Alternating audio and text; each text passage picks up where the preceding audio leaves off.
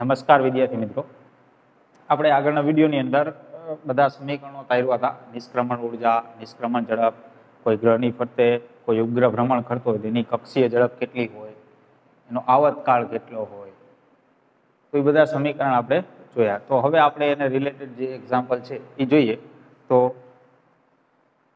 ઉદાહરણ 4.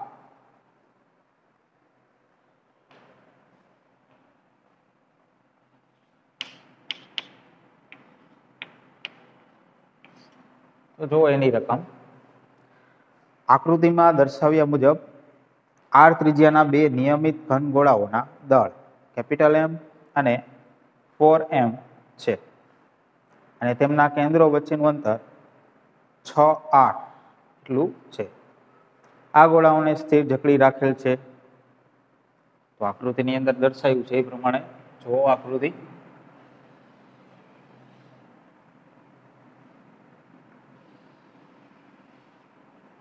બે ગોળા કીધા છે, બંનેની ત્રિજ્યા એક સરખી કીધી છે,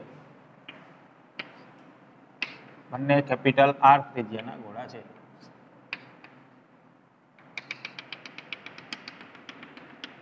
અને બે વચ્ચેનું અંતર 6r, એટલે કે બંનેના કેન્દ્ર વચ્ચેનું અંતર 6r આટલું આપ્યું છે અને બંને ગોળાઓને જકડી રાખ્યા છે. પછી શું કીધું છે કે કેપિટલ એમ દળના ગોળાની સપાટી પરથી સ્મોલ એમ દળનો એક પદાર્થ સીધો બીજા ગોળાના કેન્દ્ર તરફ ફેંકવામાં આવે છે. હવે કેપિટલ એમ દળ એટલે કે ધારો કે આ ગોળાનું દળ કેપિટલ એમ, આનું 4m, બરાબર આ રીતે છે. તો હવે આના ઉપરથી કોઈ એક સ્મોલ એમ દળ, આવો કોઈ એક પદાર્થ છે જેને આ રીતે એટલે કે આના કેન્દ્ર તરફ 4m દળ જે છે ગોળો એના કેન્દ્ર તરફ ફેંકવામાં આવે છે. તો આ પદાર્થ બીજા ગોળાની સપાટી પર પહોંચે તે માટે જરૂરી લઘુત્તમ ઝડપનું સૂત્ર તારવું. હવે આ જે પદાર્થ છે એ આની સપાટી પર પહોંચે તે માટે જરૂરી લઘુત્તમ ઝડપનું સૂત્ર તારવું. એટલે કે આને આપણે કેટલા ઝડપથી ફેંકશું જેથી કરીને એ અહીંયા પહોંચશે. તો હવે આપણે આને ખૂબ જ વધારે ઝડપથી ફેંકશું તો અહીંયા પહોંચી જ જશે, બરાબર. પણ લઘુત્તમ ઝડપ એટલે કે જે જરૂરી છે ઓછામાં ઓછી ઝડપ એ આપણને ગણવાની કીધી કે કેટલા ઝડપથી આપણે ફેંકીએ તો અહીંયા એ પહોંચી જાય, બરાબર. એનું સૂત્ર તારવવાનું. તો હવે અહીંયા ઘટના શું થશે, સ્મોલ એમ દળનો પદાર્થને આપણે આ રીતે ફેંકશું તો એ આ રીતે ગતિ કરશે. તો અહીંયા ટોટલ 3 દળ છે, એક આ 4m, એક કેપિટલ એમ અને સ્મોલ એમ, 3 દળ છે. તો સ્મોલ એમ દળનો પદાર્થ ગતિ કરે તો એના ઉપર આ બંને દળ દ્વારા, એક કેપિટલ એમ અને એક 4m, આ બંને દળ દ્વારા ગુરુત્વાકર્ષણ બળ લાગશે. અને એની દિશા કઈ હશે તો કે કેપિટલ એમ દળનો પદાર્થ છે એના તરફ ખેંચશે સ્મોલ એમ દળના પદાર્થને, અને 4m વાળો દળ વાળો જે પદાર્થ છે એ સ્મોલ એમ દળના પદાર્થને એના તરફ ખેંચશે. એટલે બંનેની દિશા વિરુદ્ધ થશે. અને અંતર તો કે કેપિટલ એમ દળનો પદાર્થ આ બાજુ આવશે એમ અંતર પણ બદલાશે બંને વચ્ચેના, તો ગુરુત્વાકર્ષણ બળ બદલતું જશે. તો આપણે એવું ધારી લઈએ કે ધારો કે કોઈ એક બિંદુ છે અહીંયા, બરાબર. આ બિંદુ પાસે ગુરુત્વાકર્ષણ બળ બંને દ્વારા લાગતું એક સરખું થાય, એટલે કે ટોટલ બળ શૂન્ય થાય. ધારો કે સ્મોલ એમ દળનો પદાર્થ અહીંયા પહોંચે ત્યારે આ બાજુ જે બળ લાગશે એ અને 4m દ્વારા જે બળ લાગશે એ આ બંને સરખા થાય. એટલે કે જે આ સ્થિતિએ ટોટલ જે બળ લાગે છે એ શૂન્ય થઈ જાય. કેવું આપણે ધારી લઈએ કે ધારો કે આ ગોળાથી કેટલા અંતરે, તો કે અહીંયાથી r અંતરે એવું થાય સ્મોલ r. આ બાજુથી કેટલા અંતરે એવું થશે તો કે ટોટલ અંતર 6r છે, તો એમાંથી સ્મોલ r બાદ કરી દઈએ તો આટલા અંતરે એવું બનશે. તો આ બિંદુ O કહી દઈએ. તો આપણે એવું વિચારીએ કે બિંદુ O પાસે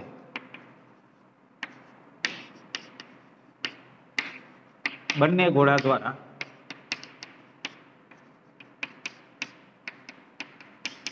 લાગતું ગુરુત્વાકર્ષણ બળ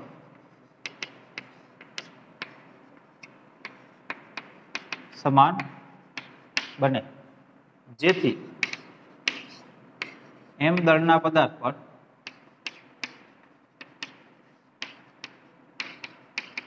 લાગતું કુલ બળ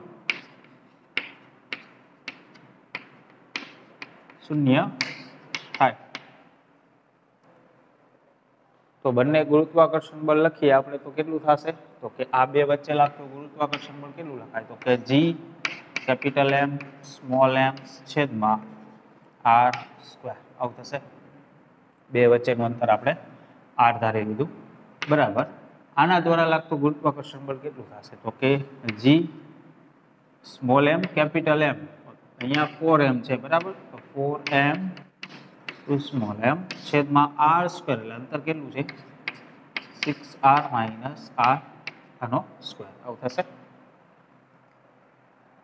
તો હવે અહીંયા આગળ ગણતરી કરીએ તો g capital M small m, g capital M small m આટલું કેન્સલ થઈ જશે. બંને બાજુ વર્ગમૂળ કાઢીએ તો એક બાજુ રહેશે 1/r ઇઝ ઇક્વલ ટુ, બીજી બાજુ રહેશે 2/6r માઇનસ સ્મોલ r આવું થશે.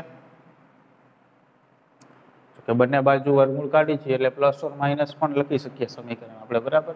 તો આ ગણતરી કરીએ, જોઈએ તો ક્રોસ ગુણાકાર કરશું એટલે 6r minus r is equal two 2r, આ બાજુ આવશે એટલે 6r is equal two 3r, તો small r is equal two 2r, બરાબર. આટલું મળશે. જો આપણે અહીંયા વર્ગમૂળ કાઢી છે બંને બાજુ તો એક માઇનસ પણ લખી શકાય આ રીતે, 1/r is equal two minus 2r ના છેદમાં 6r માઇનસ r આવું થશે. તો આની ગણતરી કરીએ શું મળશે? 6r minus r is equal two minus 2r, આ બાજુ આવશે તો 6r is equal two minus r, તો r is equal two minus 6r, બરાબર. આ રીતે મળશે, પણ આ શક્ય નથી, બરાબર. તો માઇનસ લઈને ગણશું તો એ અંતર આવશે માઇનસમાં આવશે, r બરાબર માઇનસ 6r, જે શક્ય નથી. એટલે આ જ સાચું થશે 2r. તો સ્મોલ r અંતર આપણને આ મળ્યું 2r, તો આ બાજુથી કેટલું અંતર થશે?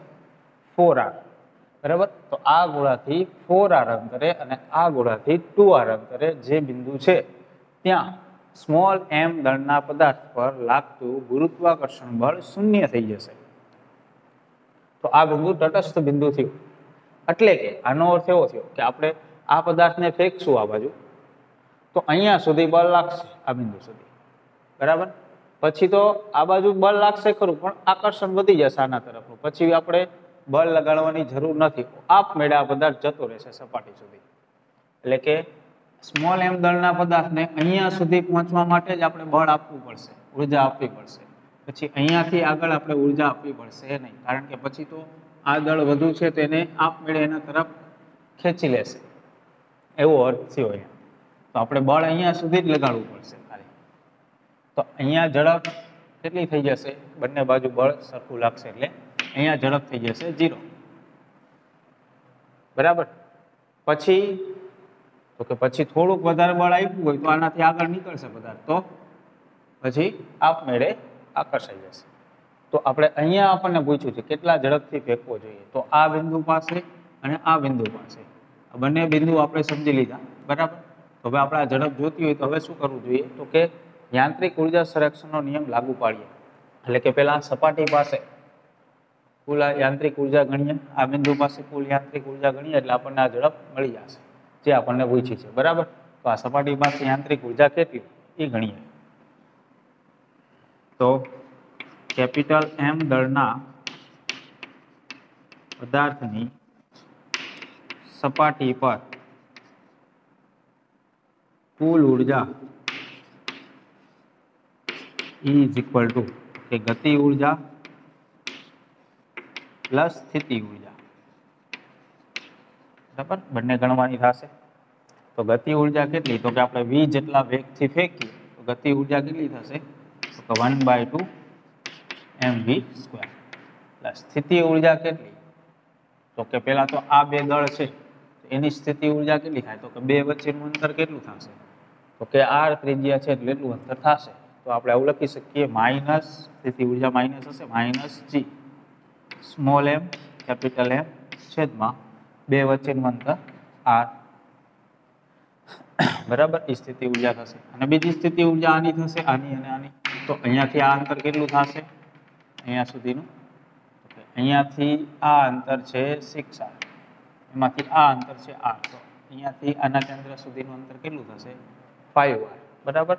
આ r જેટલું કાઢી નાખીએ તો અહીંયાથી આ અંતર કેટલું થઈ જાય 6r માંથી?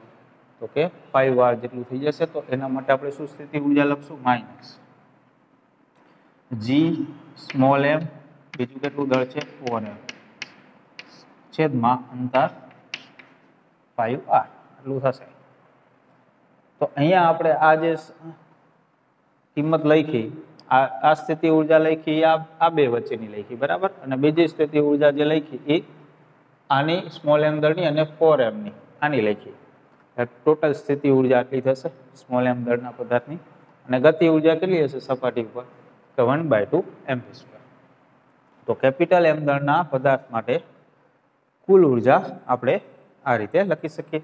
કુલ ઉર્જા એટલે કે યાંત્રિક ઉર્જા.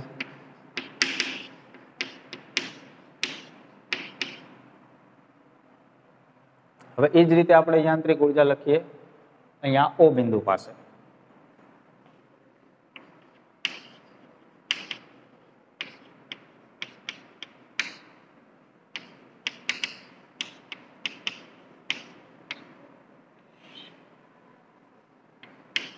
E is equal to ગતિ ઉર્જા પ્લસ સ્થિતિ.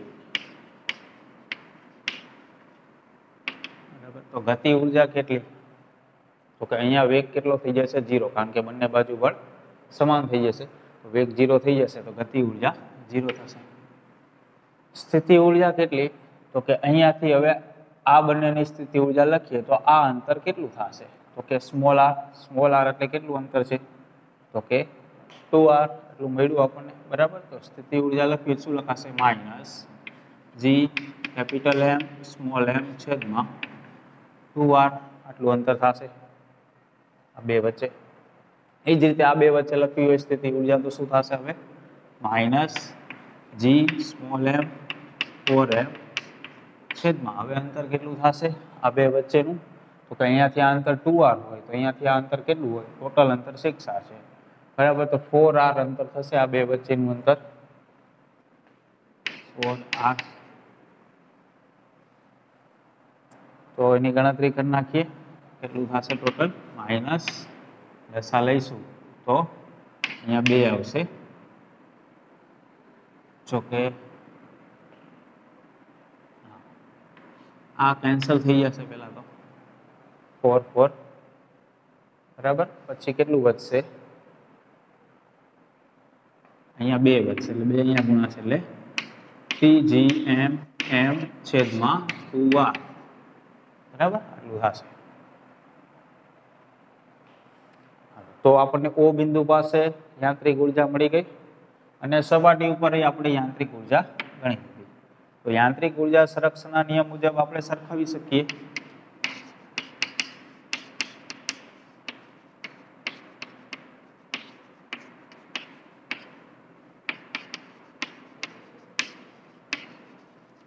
યાંત્રિક ઉર્જા સંરક્ષણના નિયમ મુજબ શું લખાશે? તો બંનેની યાંત્રિક ઉર્જા સરખાવીએ તો આની કેટલી છે? તો કે 1/2 mv² minus gm capital M છેદમાં r minus 4g capital M small m છેદમાં 5r ઇઝ ઇક્વલ ટુ અહીંયા કેટલી બની? Minus 3g capital M small m છેદમાં 2r બરાબર. બંને યાંત્રિક ઉર્જા સરખાવીએ. હવે ગણતરી કરીએ એટલે આપણને v ની કિંમત મળશે કેટલી ઝડપ છે બરાબર. તો આ બાજુ અહીંયા કેટલું કેલ્ક્યુલેશન થશે? તો કે 1/2 mv². 5 અહીંયા ગુણીએ એટલે કેટલું છે -9 g small m capital M છેદમાં 5r આ બાજુ -3g capital M small m છેદમાં 2r આને હવે આ બાજુ લઈ લઈએ એટલે શું લખાશે 1/2 mv² is equal two -3g capital M small m છેદમાં 2r આ બાજુ જશે એટલે પ્લસ થશે 9g capital M small m છેદમાં 5r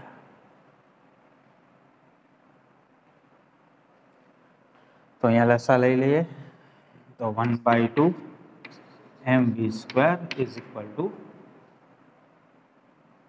5 અહીંયા ગુણાશે એટલે -15g capital M small m plus અહીંયા 2 ગુણાશે એટલે 18g capital M small m છેદમાં 10r બરાબર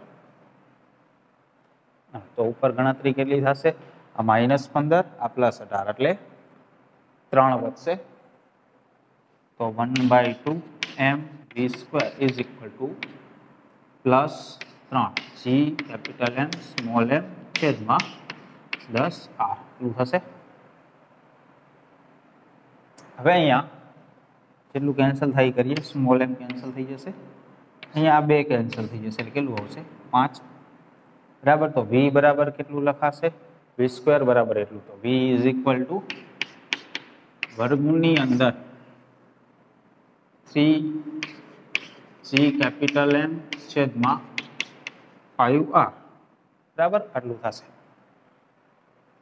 તો આ જે ઝડપ મળી એ કેના માટે આપણને મળશે તો કે અહીંયાથી આપણે આ પદાર્થને ફેંકશું તો અહીંયા એનો વેગ 0 થઈ જશે એના માટેની આપણે ઝડપ ગણી બરાબર હવે ખરેખર આપણને એવું કીધું છે કે લઘુત્તમ ઝડપનું સૂત્ર મેળવો આ સપાટી સુધી પદાર્થ પહોંચે એના માટે તો આટલી ઝડપથી આપણે ફેંકશું તો શું થશે પદાર્થની ઝડપ અહીંયા 0 થઈ જશે બરાબર પદાર્થ અહીંયા સુધી પહોંચશે ને અહીંયા એની ઝડપ 0 થઈ જશે એટલે બંને બાજુ ગુરુત્વાકર્ષણ બળ સરખા થશે એટલે પદાર્થ અહીંયા સ્થિર થઈ જશે એવું થયું પણ જો આપણે આ ઝડપ કરતા થોડીક વધારે ઝડપથી ફેંકીએ તો શું થાય અહીંયાથી પદાર્થ થોડોક આગળ નીકળી જશે અને થોડો આગળ નીકળે પછી તો શું થશે આ પદાર્થ જે છે કેપિટલ 4m દળવાળો એ એને આકર્ષી લેશે એટલે કે આપણે સપાટી સુધી પહોંચવા માટે કેટલી લઘુત્તમ ઝડપથી ફેંકવું જોઈએ તો કે આનાથી જરાક વધારે બરાબર તો આ આપણું સૂત્ર મળશે કે કેટલા ઝડપથી ફેંકીએ તો અહીંયા પદાર્થ પહોંચી જાય તો 3 કેપિટલ G કેપિટલ M છેદમાં 5r બરાબર આટલી કિંમત આપણને મળશે તો ફરીથી આપણે સમજીએ કેવી રીતે ગણ્યું તો કે પહેલા તો આપણે તટસ્થ બિંદુ ગોતી લેવું પડશે ક્યાં થશે તો કે આપણે ધારી લીધું r અંતરે બરાબર અહીંયા તટસ્થ બિંદુ મળશે તટસ્થ બિંદુ એટલે કે બંને ગોળા દ્વારા લાગતું ગુરુત્વાકર્ષણ બળ સરખું થાય તો ગુરુત્વાકર્ષણ બળ સરખાવશું એટલે આપણને r ની કિંમત મળી જશે કયું બિંદુ થશે પછી ત્યાં યાંત્રિક ઉર્જા અને સપાટી પર યાંત્રિક ઉર્જા બંને ગણશું પછી બંનેને સરખાવશું એટલે આપણને ઝડપ મળી જશે બરાબર તો આ રીતે આપણે ગણી શકીએ બીજો એક્ઝામ્પલ જોઈએ એના પછી જુઓ 5મો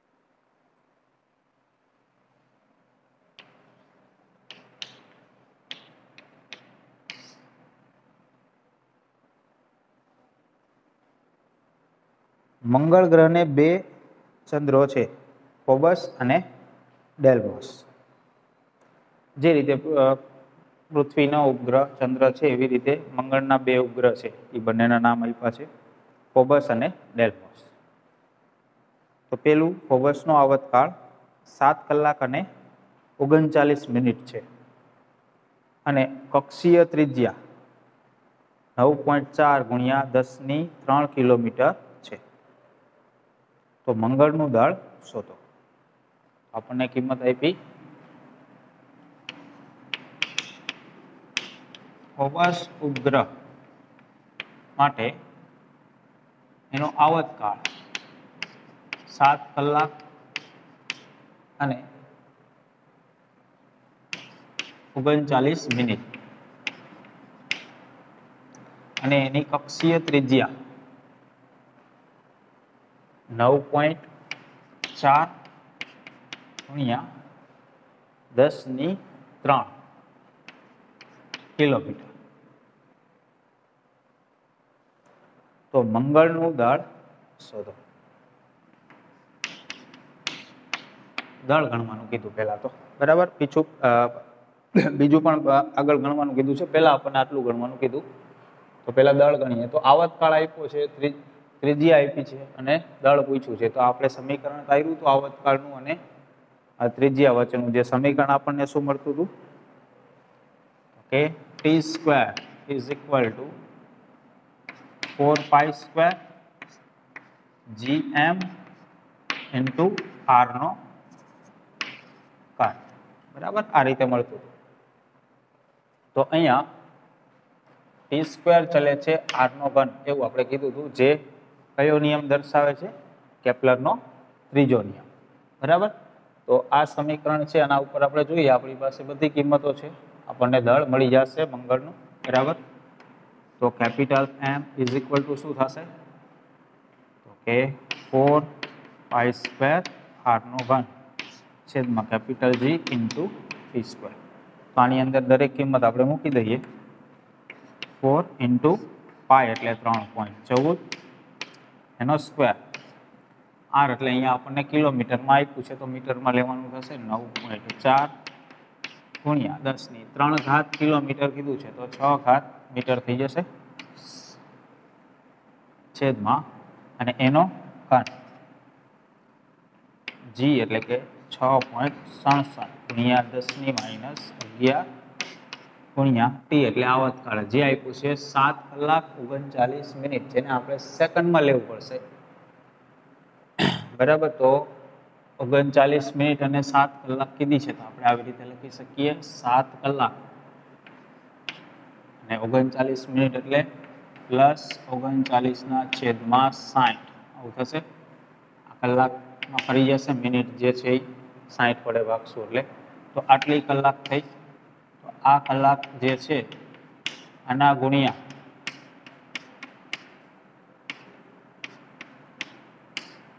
3600 કરી દઈએ તો આપણને સેકન્ડમાં મળી જશે, બરાબર. સોરી, અહીંયા વચ્ચે પ્લસ છે, તો 60 અહીંયા લસા આવશે, ગુણી લેવાનું, બરાબર.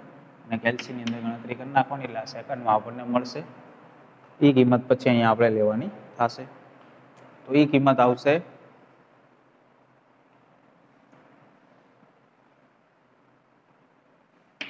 27,540 સેકન્ડ આટલું થશે, બરાબર. જે અહીંયા લખવાની થશે એનો સ્ક્વેર કરવાનો થશે.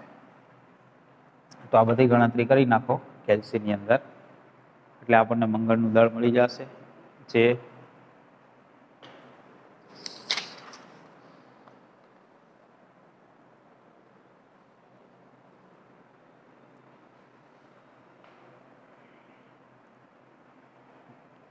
6.475 ગુણ્યા 10⁻23 આટલા કિલોગ્રામ, બરાબર. આટલું આવશે.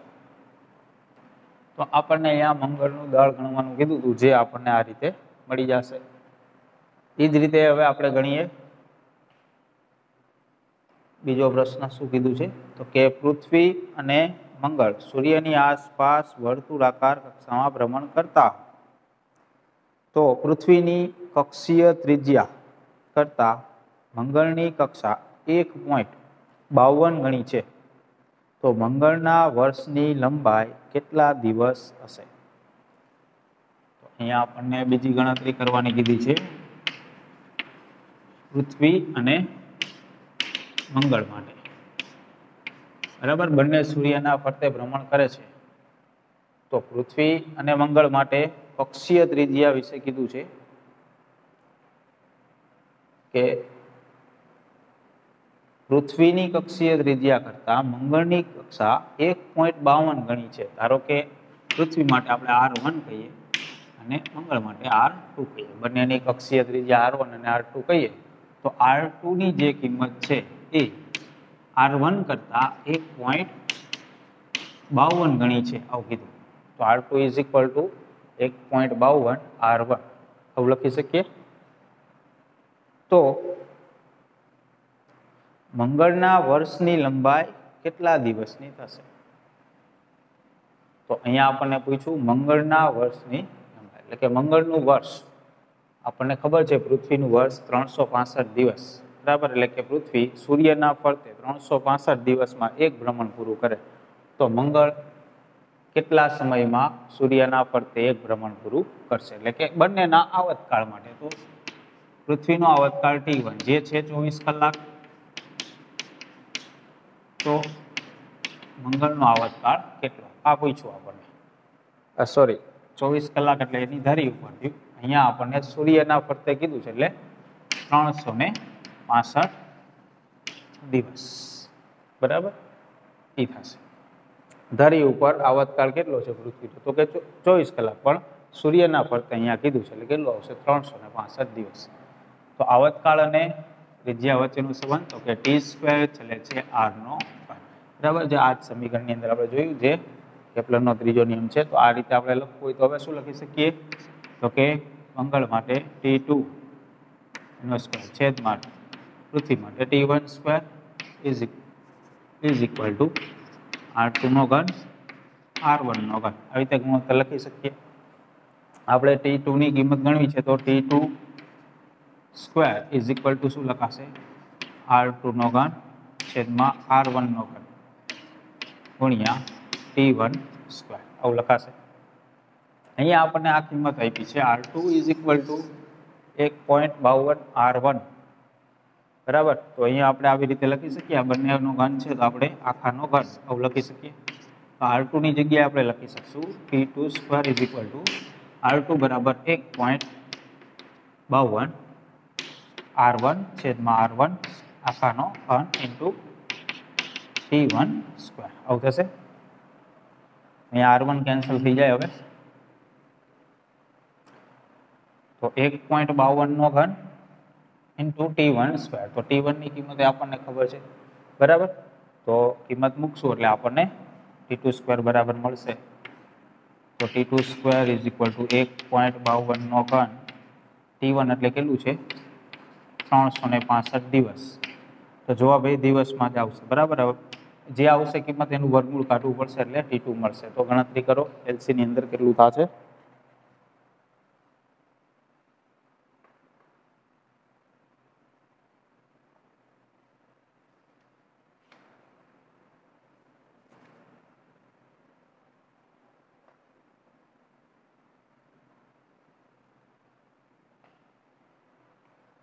T2 બરાબર આવશે 684 દિવસ, બરાબર. અહીંયા જે જવાબ આવશે એનું વર્ગમૂળ કાઢવાનું થશે એટલે છેલ્લે આન્સર મળશે આપણને 684 દિવસ. એટલે કે મંગળ સૂર્યના ફરતે 684 દિવસ જેટલા સમયમાં એક ભ્રમણ પૂરું કરશે. એટલે કે મંગળનું વર્ષ થશે 684 દિવસ, બરાબર.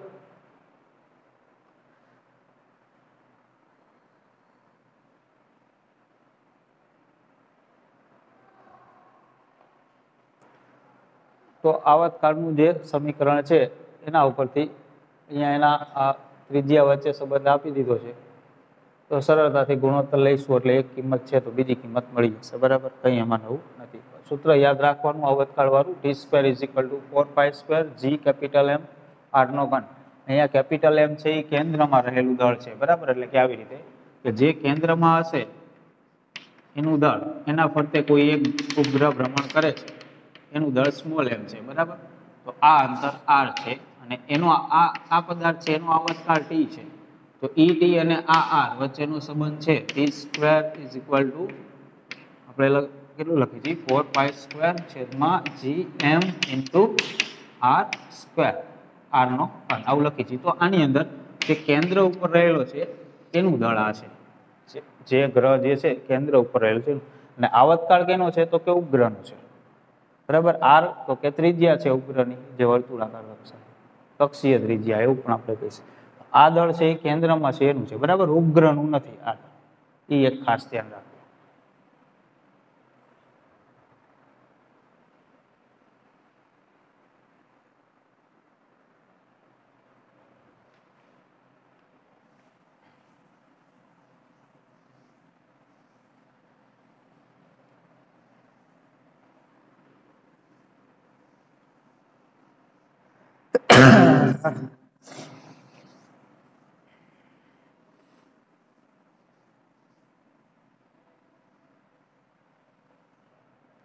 એના પછી જો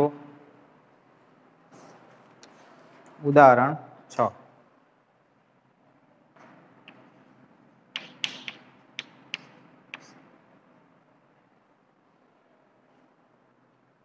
તમને નીચેની વિગતો આપી છે. જી બરાબર 9.81 મીટર પ્રતિ સેકન્ડ સ્ક્વેર, આરઈ બરાબર, તો લખતા જઈએ, જી બરાબર 9.81 મીટર પ્રતિ સેકન્ડ સ્ક્વેર, પછી આરઈ કે પૃથ્વીની ત્રિજ્યા is equal two 6.37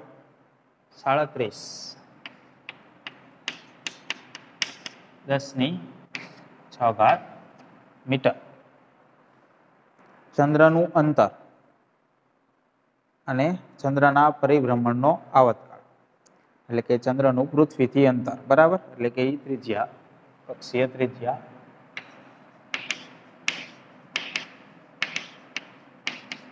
r is equal to 3.84 10⁸ metre. અને ચંદ્રના પરિભ્રમણનો આવતકાળ, તો ચંદ્રનો આવતકાળ આપ્યો છે એના પરિભ્રમણનો 27.3 દિવસ. બે જુદી જુદી રીતોથી પૃથ્વીનું દળ મેળવો. બે જુદી જુદી રીતથી પૃથ્વીનું દળ કેટલું થાય આ મેળવવા, બરાબર. તો બે રીતે દળ મેળવો એવું કીધું. તો ગુરુત્વ પ્રવેગ જી જે છે એનું સૂત્ર શું? G is equal to GME છેદમાં RE સ્ક્વેર. આના ઉપરથી દળ મળી જાય, બરાબર. તો ME બરાબર કેટલું થશે? GE ગુણ્યા RE નો સ્ક્વેર છેદમાં G, આવું થશે. તો ME ઇઝ ઇક્વલ ટુ, કિંમત લખી દઈએ, GE એટલે 9.81, RE એટલે 6.37 ગુણ્યા 10⁶ એનો સ્ક્વેર છેદમાં કેપિટલ G જેની કિંમત 6.67 10⁻11, બરાબર. તો આ ગણતરી કરી નાખો એટલે પૃથ્વીનું દળ મળશે. આના ઉપરથી આપણને મળશે 5.97 ગુણ્યા 10⁻24 કિલોગ્રામ, બરાબર, આટલું મળશે. તો આપણે આ એક રીતે દળ ગણી લીધું. બીજી રીતે ગણીએ હવે. તો આવતકાળ વાળું સૂત્ર શું છે? ચંદ્ર ઉપગ્રહ છે, બરાબર, એનો આવતકાળ આપ્યો છે. તો આવતકાળ વાળું સૂત્ર છે એમાં દળ આવે છે. તો T² ઇઝ ઇક્વલ ટુ 4π² છેદમાં GME ઇન્ટુ R નો ઘન, આવું થશે. અહીંયા જે દળ આવશે એ કેન્દ્રનો, એટલે કે ચંદ્રનો આવતકાળ લઈએ તો કેન્દ્રમાં શું? પૃથ્વી, તો એનું દળ આવશે. તો એ આપણે ગણી શકશું. અહીંયા બધી કિંમતો છે આપણી પાસે. તો ME ઇઝ ઇક્વલ ટુ શું થશે? અહીંયા 4π² R² છેદમાં G ઇન્ટુ T², આવું થશે. અહીંયા જે R છે એ ચંદ્રની કક્ષીય ત્રિજ્યા થશે, એટલે કે અંતર પૃથ્વીનું, પૃથ્વીથી એનું અંતર, બરાબર. આ અંતર છે એ તો આપણને પૃથ્વીની ત્રિજ્યા આપી છે, તો એ નહીં. આ કયું લેવાનું થશે? ચંદ્રનું અંતર પૃથ્વીથી, કેમ કે ભ્રમણ ચંદ્ર કરે છે પૃથ્વીથી, તો એ અંતર અહીંયા આવશે. તો બધી કિંમત મૂકી દઈએ અહીંયા પણ. 4 પાઈ એટલે 3.14 એનો સ્ક્વેર, કેપિટલ આર એટલે 3.84 ગુણ્યા 10⁸ એનો સ્ક્વેર છેદમાં જી એટલે 6.67 ગુણ્યા 10⁻11 અને કેપિટલ ટી એટલે તો કે 27.3 દિવસ, દિવસને સેકન્ડની અંદર ફેરવવું હોય એક દિવસ એટલે 24 કલાક અને 1 કલાક એટલે 3600 સેકન્ડ, આનો સ્ક્વેર. અહીંયા આવશે કંદ. તો આ ગણતરી કરી નાખો. તો આની ગણતરી કરશો એટલે આવશે